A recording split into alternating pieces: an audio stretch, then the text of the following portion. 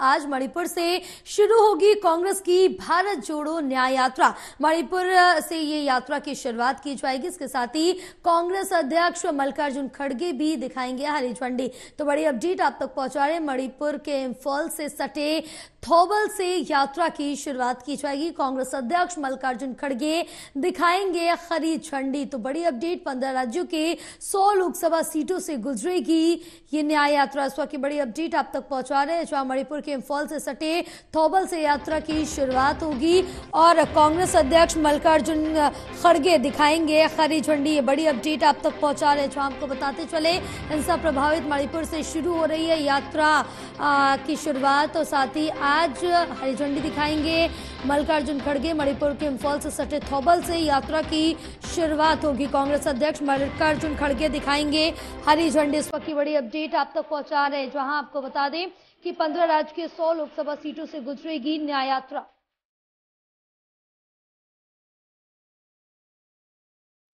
तो इस वक्त की बड़ी अपडेट आप तक पहुंचा रहे हैं, जहां आपको बताते चले कि कांग्रेस अध्यक्ष मल्लिकार्जुन खड़गे दिखाएंगे हरी झंडी।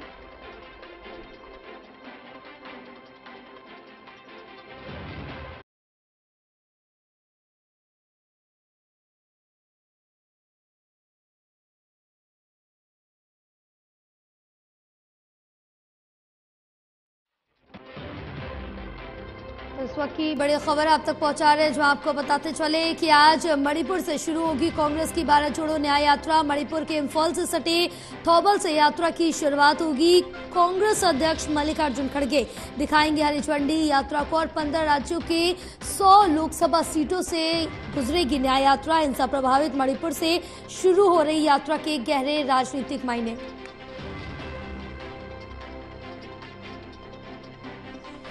तो हमारे साथ एसोसिएट एडिटर प्रदीप कुमार मणिपुर से लाइव जुड़े हुए हैं और ज्यादा जानकारी लेंगे। प्रदीप, क्या कुछ अपडेट मिल पा रही, क्योंकि आज से भारत जोड़ो न्याय यात्रा की शुरुआत हो रही है और यहां पर कांग्रेस अध्यक्ष मल्लिकार्जुन खड़गे हरी झंडी दिखाएंगे, क्या कुछ नजर आ रहा है? देखिए, बिल्कुल, और मिशन 2024 को आगाज देने के लिए कांग्रेस पार्टी यहां पर भारत जोड़ो न्याय यात्रा का आगाज कर रही है। आज मणिपुर में जो इम्फाल से सटा हुआ थौबल एरिया है, जो जिला है, वहां से इस यात्रा का आगाज किया जाना है। मल्लिकार्जुन खड़गे कांग्रेस अध्यक्ष इसको हरी झंडी दिखाएंगे। राहुल गांधी रवाना हो चुके हैं दिल्ली से। ये यात्रा यहाँ पर उसमें वो जो उनकी अगुवाई में निकलेगी। इसको सशर्त इजाजत दी गई है मणिपुर सरकार की ओर से।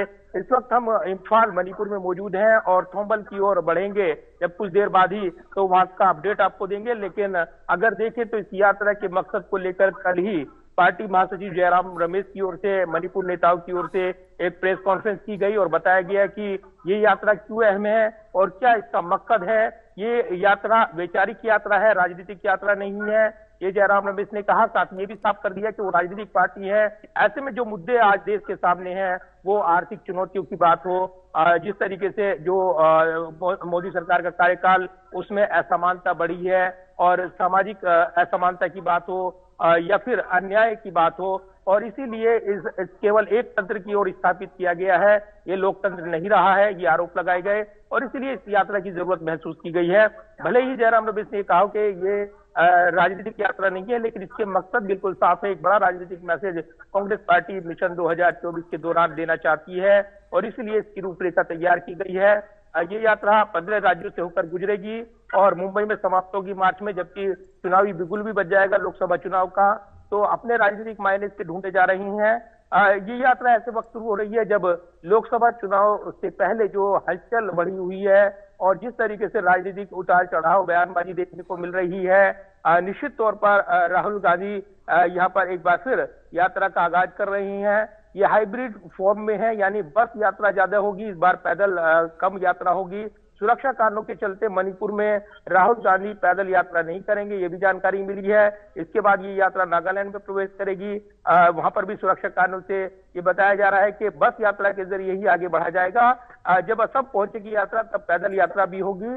लेकिन इसको यहाँ पर, जबकि हिंसा प्रभावित मणिपुर में जिस तरीके से हालात रही हैं और कांग्रेस सवाल उठाती रही है, इसको लेकर सरकार पर हमला बोलती रही है, तो इस बीच इस यात्रा को मणिपुर को खास मकसद के साथ चुना गया है और यहाँ से एक बड़ा मैसेज राजनीतिक तौर पर कांग्रेस पार्टी देना चाहती है। दूसरी तरफ गठबंधन की बात करें तो उनके नेताओं को भी आमंत्रित किया गया है, जबकि जो वर्चुअल माध्यम से बैठक हुई थी, कांग्रेस अध्यक्ष मल्लिकार्जुन खड़गे ने तमाम विपक्षी नेताओं को न्योता दिया कि वो इस यात्रा में जुड़े, तो जिन राज्यों से होकर गुजरेगी वहां पर वो जुड़ेंगे, ये पार्टी की ओर से बताया गया है। आज इस यात्रा पर नजरें लगी हैं और ऐसे वक्त जब हम देख रहे हैं राजनीतिक चुनौतियां बढ़ी हुई हैं, कई मोर्चों पर कांग्रेस के खिलाफ चुनौतियां बढ़ी हुई हैं, इस यात्रा के जरिए वो वैचारिक संदेश देना चाहते हैं और राजनीतिक मैसेज इसका परोक्ष रूप से साफ तौर पर दिखाई दे रहा है मिशन 2024 से जोड़ते हुए।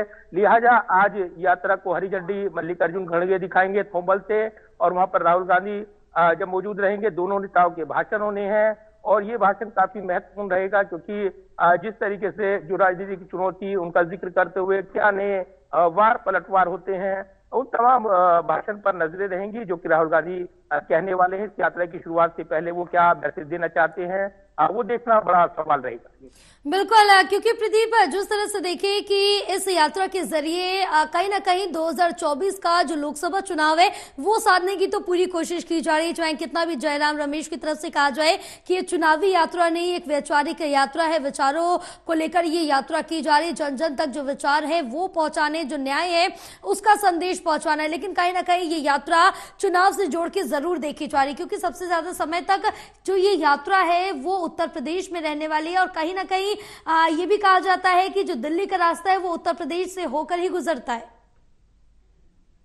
देखिए बिल्कुल, और कहीं ना कहीं ये यात्रा निश्चित तौर पर भले ही ये कहा जा रहा हो कि वैचारिक यात्रा है, लेकिन इसके राजनीतिक मकसद बिल्कुल साफ हैं और मिशन 2024 से और इसमें जोड़ते हुए अगर देखें तो मैसेज दिया जाना स्पष्ट है। और इसीलिए उत्तर प्रदेश का जिक्र आप कर रहे हैं, जहां पर अपनी खोई हुई जमीन को पाने के लिए कांग्रेस पार्टी वर्षों से प्रयत्न कर रही है। नए महासचिव बनाए गए हैं, अविनाश पांडे, उनको नियुक्त किया गया है, जिम्मेदारियों में बदलाव हुआ है और कहीं ना कहीं अमेठी, रायबरेली और इसके इतर अगर देखें किन सीटों पर प्रभाव छोड़ पाएगी कांग्रेस पार्टी, वो भी बड़ा सवाल रहेगा। लेकिन यहाँ पर एक यात्रा का जो रूट तैयार किया गया है, उन्होंने राज्यों पर फोकस करते हुए ये यात्रा आगे बढ़ेगी, जहां कांग्रेस पार्टी जो उत्तर भारत की बात करें, जहां बीजेपी मजबूत है और एक बड़ा राजनीतिक मैसेज देना चाहेगी। लिहाजा करीब जो 6700 किलोमीटर की ये यात्रा है, कई पड़ाव से गुजरते हुए मुंबई में समाप्त होनी है मार्च में, और तब तक चुनावी बिगुल भी बच जाएगा, आचार संहिता लग जाएगी। तो कहीं ना कहीं एक बड़ा मैसेज इस यात्रा के जरिए कांग्रेस पार्टी देना चाहती है। बिल्कुल, अब क्या संदेश देना चाहते हैं और लोगों तक क्या संदेश पहुंचेगा ये तो वक्त ही बताएगा, ये 67 दिन बाद ही पता चलेगा। क्योंकि अगर हम पिछली यात्रा की बात करें, भारत जोड़ो यात्रा की, तो 4000 किलोमीटर की जो यात्रा थी वो तय की गई थी, लेकिन अब देखना होगा, क्योंकि अब बस के जरिए पैदल यात्रा नहीं होगी, बस के जरिए ये यात्रा की जाएगी। लेकिन जो भारत जोड़ो यात्रा की शुरुआत की गई थी, जब यात्रा खत्म हुई तो राहुल गांधी के पोस्टर, फोटोज और उनके लुक को लेकर काफी ज्यादा चर्चाएं हुई थी, और इस बार भी क्या कुछ ऐसा ही देखने को मिल सकता है? देखिए, राहुल गांधी की इमेज में बदलाव लाने वाली यात्रा भारत जोड़ो यात्रा रही है, कांग्रेस दावा करती रही और एक बड़ा व्यापक जनमानस में यह संदेश गया है कि राहुल गांधी एक दुष्प्रचार का शिकार हुए हैं, ये कांग्रेस पार्टी कहती रही है। तो ये एक इमेज परिवर्तन करने में महत्वपूर्ण यात्रा मददगार साबित हुई है, ऐतिहासिक यात्रा रही है। इसके अलावा भारत जोड़ो न्याय यात्रा जो नाम दिया गया है, न्याय यात्रा, इसके जरिए सामाजिक, राजनीतिक, आर्थिक न्याय की बात की गई है, बंधुत्व की बात की गई है। ये केंद्र सरकार के अन्याय के खिलाफ है, कार्यकाल के दौरान जो अन्याय रहा है, ये कांग्रेस पार्टी ने कल आरोप लगाए हैं। जयराम रमेश ने जब प्रेस कॉन्फ्रेंस की थी, इस यात्रा को लेकर ब्यौरा दिया था, तो कहीं ना कहीं यात्रा इमेज परिवर्तन के तौर पर भी देखी गई है राहुल गांधी के लिए। और ऐसे में क्या राजनीतिक फायदा, क्योंकि पहली यात्रा की बात करें भारत जोड़ो यात्रा की, 2 राज्यों में कर्नाटक में और हिमाचल प्रदेश में कांग्रेस की सरकारें बनी, लेकिन अगर देखें तो अभी जो 3 राज्यों में परचम लहराया है बीजेपी पार्टी ने, छत्तीसगढ़ में, मध्य प्रदेश में, यहाँ पर वो जीत काफी मायने रखती है।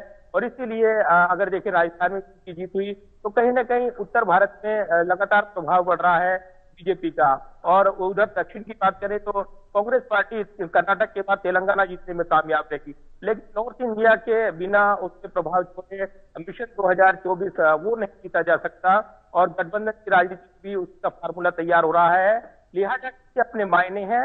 अब ये यात्रा होने वाली है, उस पर नजरें लगी हैं।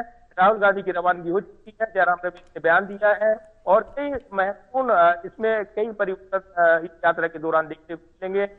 सोसाइटीज रहेंगे, सशस्त्र इजाजत दी गई है, सबके साथ 3000 लोगों की इजाजत मिली है, ये कहा जा रहा है। तो ऐसे आगे बढ़ेगी। मणिपुर में माहौल है बिल्कुल, क्योंकि अब देखना होगा कि जो ये यात्रा शुरू होने जा रही है इससे क्या कुछ बेनिफिट कांग्रेस को मिलता हुआ नजर आएगा। फिलहाल प्रदीप, आप हमारे साथ बने रहिए, आगे भी आपसे जानकारी लेते रहेंगे, खबरों में आगे बढ़ेंगे। और इस बीच एक और बड़ी अपडेट आप तक पहुंचा रहे, जो आपको बताते चले कि भारत जोड़ो न्याय यात्रा से पहले कांग्रेस को बड़ा झटका लगा है। युवा चेहरे मिलिंद देवड़ा ने कांग्रेस का साथ छोड़ दिया, कहा खत्म कर रहा हूं 55 सालों का पारिवारिक रिश्ता। और न्याय यात्रा से पहले पार्टी नेताओं संग न्याय करे राहुल गांधी, ये बीजेपी की तरफ से कहा गया है। तो इसी पर और ज्यादा जानकारी लेंगे, हमारे साथ एसोसिएट एडिटर प्रदीप कुमार लगातार लाइव जुड़े हुए हैं। प्रदीप, क्योंकि अब जहां एक तरफ देखा जाए कि भारत जोड़ो न्याय यात्रा आज से शुरू हो रही कांग्रेस की, तो दूसरी तरफ कांग्रेस को ये बड़ा झटका लगा है। उन्हीं के जो युवा चेहरे हैं मिलिंद देवड़ा, उन्होंने पार्टी का साथ छोड़ दिया है। देखिए बिल्कुल, और जिस तरीके से भारत जोड़ो न्याय यात्रा के आगाज से पहले मिलिंद देवड़ा ने यह फैसला लिया है, इसके बड़े टाइमिंग के सवाल उठे हैं। और इसीलिए ये कहा जा रहा है कि भारत जोड़ो न्याय यात्रा से पहले मिलिंद देवड़ा का जाना कांग्रेस पार्टी के लिए झटका है। एक बड़ा मैसेज बीजेपी ने दिया है, इसके जरिए अमित मालवीय जो IT सेल के अध्यक्ष हैं, चेयरमैन है बीजेपी के, उन्होंने ट्वीट भी किया कि कांग्रेस पार्टी पहले अपनी पार्टी के लोगों को न्याय दे, न्याय यात्रा के बारे में बात सोचे। तो ये एक हमला माना जा रहा है। सर, कांग्रेस महासचिव जयराम रमेश ट्वीट करते हुए मुरली देवड़ा को याद किया, जो मुरली देवड़ा मिलिंद देवड़ा के बाप मुख्य नेता है और वो दिवंगत नेता है। उसका साथ जो जुड़ाव रहा है, पार्टी का लंबा एसोसिएशन रहा है, उसका जिक्र करते हुए बोला है। यानी इस पर टाइमिंग पर सवाल उठाए उन्होंने कि ऐसे टाइमिंग बीजेपी प्रायोजित ये टाइमिंग है, ये आरोप उठने लगाई है। तो एक मुंबई में जो घटनाक्रम है महाराष्ट्र राजनीति में, जिस तरीके से शिंदे गुट को मान्यता मिली है, ये चर्चा इसके शिंदे गुट के साथ वहां पर वो मिलेगी, मिलिंद देवड़ा और चुनाव लड़ेंगे। तो सीट जा रही है शिंदे जो थी, इसका विरोध मिलिंद देवड़ा कर रहे थे और इसी उन्होंने ये रास्ता चुना है। लंबे समय से एक युवा नेता के तौर पर पहचान रही है। सबसे ज्यादा चौंकाता है कि हाल ही में उनको सह कोषाध्यक्ष की भी जिम्मेदारी दी गई थी पार्टी के अंदर। एक बड़ा कदम माना गया था, लेकिन आखिरकार उन्होंने पार्टी छोड़ने का ऐलान कर दिया। एक बड़ा झटका देते हुए कांग्रेस पार्टी को नजर आएंगे। बिल्कुल, क्योंकि अब ये बड़ा झटका कांग्रेस को लगा है यात्रा शुरू होने के पहले। फिलहाल देखना होगा कि अब कौन सी पार्टी का दामन थामते हैं मिलिंद देवड़ा। फिलहाल तमाम जानकारी साझा करने के लिए बहुत शुक्रिया।